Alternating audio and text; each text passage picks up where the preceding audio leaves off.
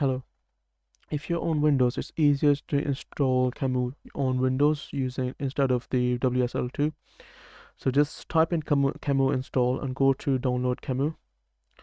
And what you need to basically do is you need to go to Windows. And over here, what we need to basically do is you can actually get it for 32-bit or 64-bit. I'm going to get it for 64-bit.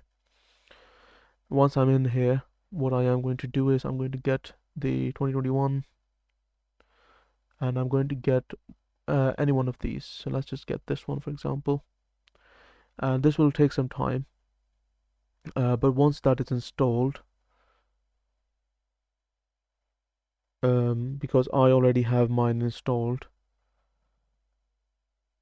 if you basically once it's downloaded and once you have everything installed, what you need to do next is you need to go to your path, so your system environment variables, and you need to go to the path over here, and you need to add QEMU, so C program files QEMU to your basically path, so that you can actually call this command when we use it in the course. When we use this command, it actually you actually know what's going on. If it's Linux, then it's just the command is QEMU, so it shouldn't be too much of an issue, because if you have a look, if I say QEMU,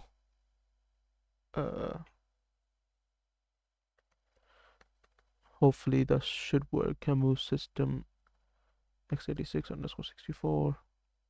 Yep, there we go. So it doesn't work at the moment because I don't have it installed. It's not a real Linux system, but if you were to just type in this command without the exe, this should work on Linux. Let me know if it doesn't work, and I will add more resources to actually get it working on that. Okay, I'll see you in the next lesson in which we actually start doing something.